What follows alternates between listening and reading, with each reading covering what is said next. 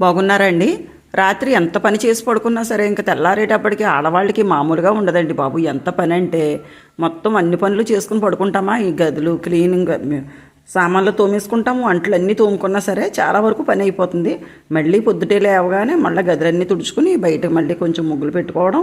ఇంకొకసారి అయితే ఇంక అసలు నైటే పెట్టేస్తానండి ముగ్గులు. నేను ఆ గుమ్మం దగ్గర కూడా అసలు నేను వాకలైతే మాత్రం ఎప్పుడు నైటే పగలసలు పెట్టుకోను. ఉదయాన్నే మళ్ళా వాటర్ కొంచెం మాకు తోట ఉంది కదా, కొంచెం పొయ్యి మీద నీళ్ళది కాచుకుంటున్నాం.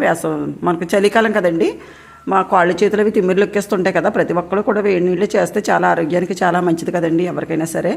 చిన్నపిల్లలకి మా చలిగాలు తగలకుండా స్వెటర్లు వేయటం, క్యాపులు పెట్టడం, తలకి పెద్దవాళ్ళకి కూడా నైటు బాగా చలిగాలు తగలకుండా మంకీ క్యాప్ లాంటివి క్యాపులు పెట్టుకోవడాలు, తలకి చున్నీలు కట్టుకోవడాలు, అవన్నీ కూడా స్వెటర్లు వేసుకోవడాలు.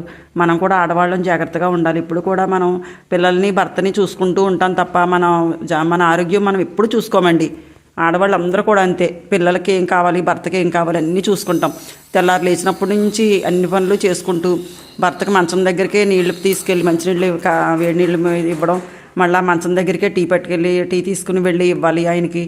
అలాగే ఎన్నో సేవలు చేస్తాం కదండి. కానీ మన గురించి మనం 10 అయిపోయినా 9 అయిపోయినా, ఒక్కొక్కసారి 10 దాటేసినా, ఒక్కొక్కసారి అసలు మొత్తానికి టిఫిన్ తినకపోయినా పనుల్లో అసలు అలా ఉండిపోతామండి. అది చాలా తప్పు మాట.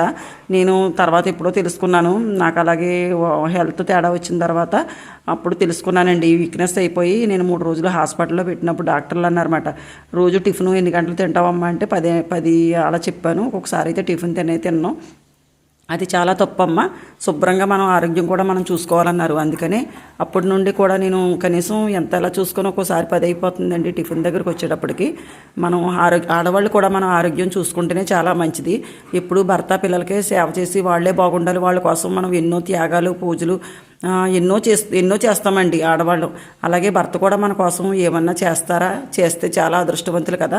వాళ్ళు కష్టపడి తెచ్చిందే మనకి ఎంతో కదండి. వాళ్ళు కష్టపడి తేబట్టే కదా మనం ఈ రోజునాడు ఇలాగ పిల్లలకి భర్తకి వండి పెడుతున్నాం, మనం కూడా తింటున్నాం అని అనుకోవాలండి. మీరందరూ కూడా అలాగే ఆలోచిస్తున్నారు కదా. అందుకే అదే అనుకుంటానండి. భర్త మన కోసం పొద్దుటి నుండి సాయంత్రం వరకు ఉద్యోగమైనా, వ్యాపారమైనా, షాప్ అయినా ఎంతో కష్టపడి ఇంటికి రావాలి.